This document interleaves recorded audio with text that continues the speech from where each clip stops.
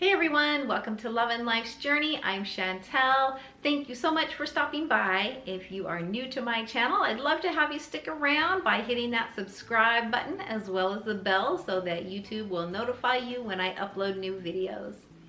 Today's video is a trash to treasure project, and I'm doing it as part of the thrift store makeover challenge that is being hosted by my YouTube friends Heidi at Happily Thriving Heidi and Jessica at Measure and Mix.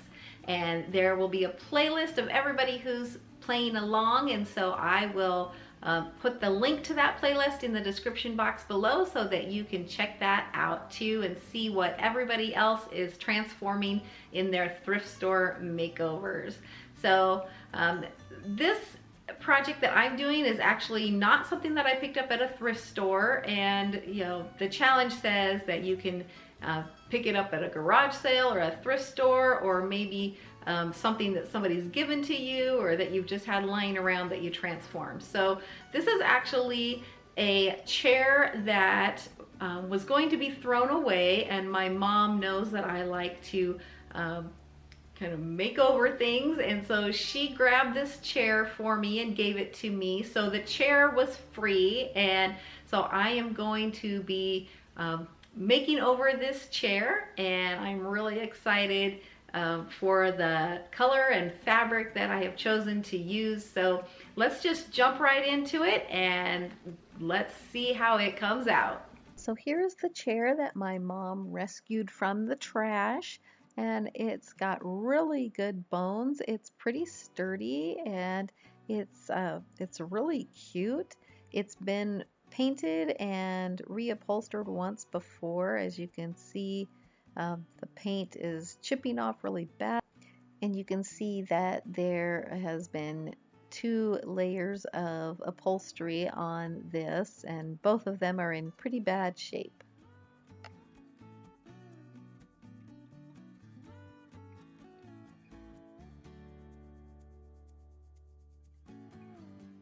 So the first thing I'm going to do is use my drill to remove the 4 screws from underneath that are holding the seat on.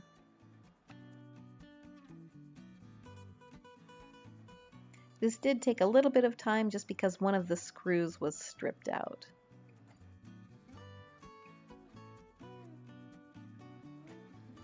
So this is a project that is definitely not for someone who doesn't like spiders. There were all kinds of living spiders and spider webs inside this.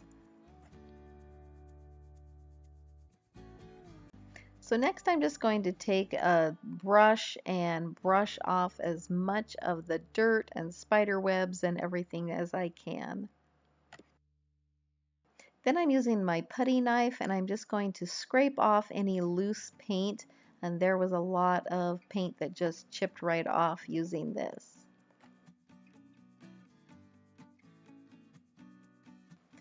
Then I'm going to use my palm sander and go over the entire piece anywhere that I can with this, just to finish knocking off any loose paint and get a smooth surface and get it ready for painting.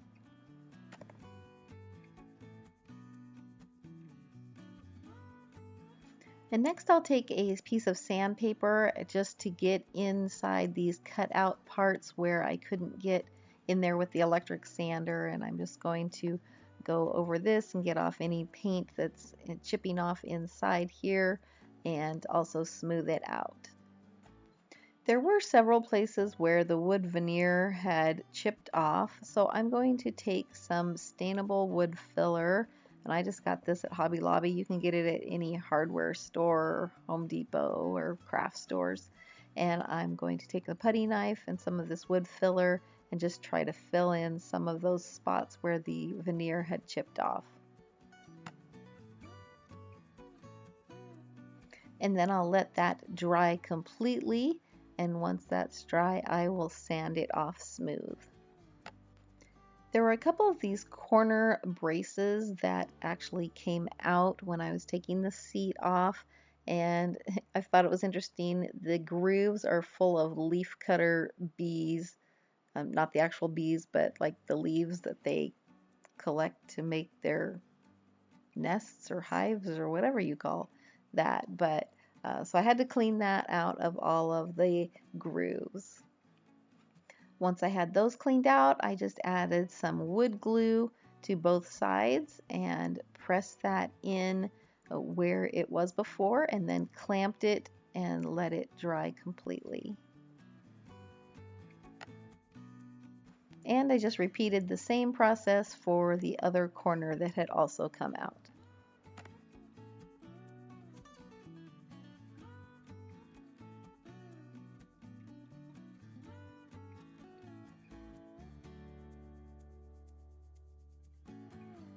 While my wood glue is drying, I'm going to remove all of the old upholstery and foam off of the seat. And this was just a matter of removing all of the staples and upholstery tacks that they had used to put it in. And then I used my putty knife to help pull out any leftover staples and to scrape off that foam that was attached to the wood.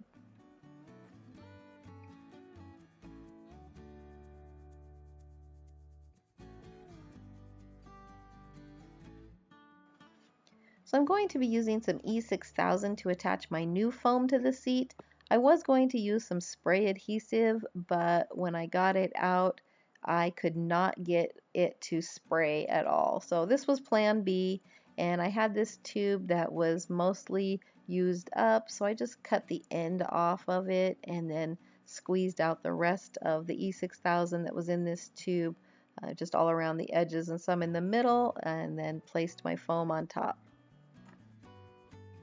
This piece of foam is specifically for chair pads. It is at Joann's and I got it on sale for about $13. Foam is expensive.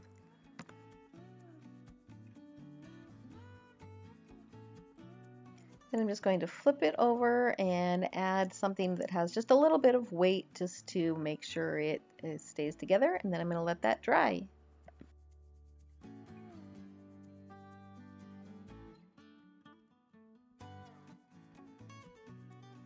I let the wood glue on my chair dry overnight, and now I'm going to remove the clamps, and then I'm going to sand off those places where I had filled it with the wood filler, and that has been drying overnight as well. So it's good and dry, and I'm just going to take some sandpaper and rub over that and smooth it all out.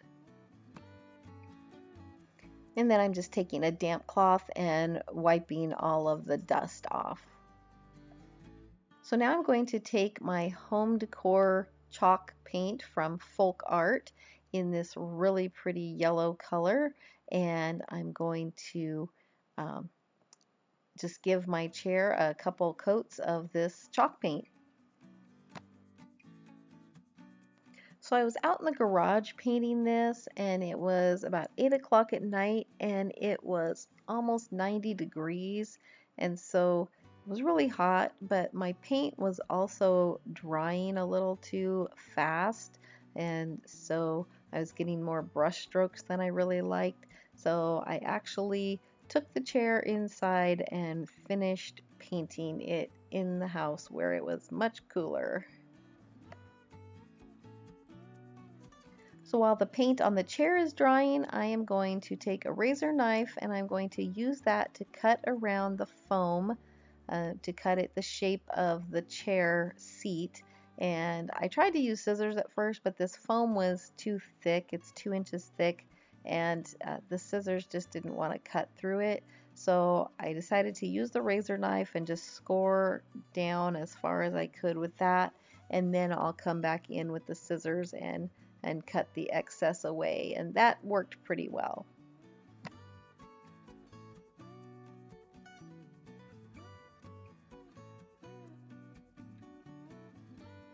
So once I had my foam cut to the same size as the seat, then I just laid it down on top of the fabric, and I have the right side of the fabric facing the floor, and then I have the foam sitting on top of the wrong side of the fabric. And so I'm just going to cut so that I have probably about 4 to 5 inches. I think I did about 4 inches on each side of the seat so that I make sure I have enough fabric to work with. Once I have it lined up, then I'm just going to fold the edges up and I'm going to pull it tight, but not pressing it down too much. And then I'm using my electric staple gun. This is a Stanley staple gun that I got at Walmart. You can get it at Home Depot. I'll put the link in the description box below. This is a really great tool for all kinds of crafting. It does staples and little brad nails, and so it's just really handy for this type of thing. So they run about, I think, $30, which is a little bit of an investment, but if you do lots of crafts, you will love having this. So I'm just continuing all the way around. I did the front and the back, and then I did the sides, so you can see they're looking nice and straight. And then I'm going to work on the corners. And this is just a matter of kind of folding the fabric and pulling it tight so that it goes around the corner neatly. And then I'm just stapling it to secure it wherever I think it needs it.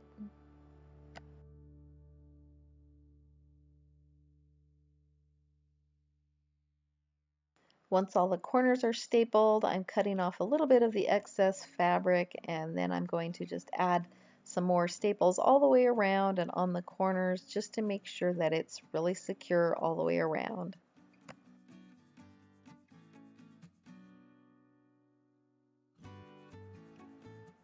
So now that the seat is done, all that's left is to attach it to the chair, and I just did that by adding those screws back into the bottom of the chair up into the seat. Now, I didn't show anywhere where I like sealed the chair or anything. I am planning to put some clear wax over the chalk paint, but I wanted to get your opinion. So this is just yellow paint. I didn't do any distressing or antiquing on it, or I didn't add any other colors or anything. What do you think? I kind of like it just this way, just simple, but do you think it needs to have a little bit of antiquing or distressing or any other colors, accents added to it, or would you just leave it just the way it is here? Let me know in the comments below. And once I decide how I'm going to finish it, then I am going to add that clear wax just to help it last longer. I hope you enjoyed this Trash to Treasure video. If you did, please give it a thumbs up. It really helps my channel to grow. And also, if you'd like to see more DIY projects or DIYs on a budget, I also do a lot of Dollar Tree DIYs, then be sure to subscribe and hit that bell so you'll be notified when I upload new videos. As always, thank you so much for watching and have a blessed day.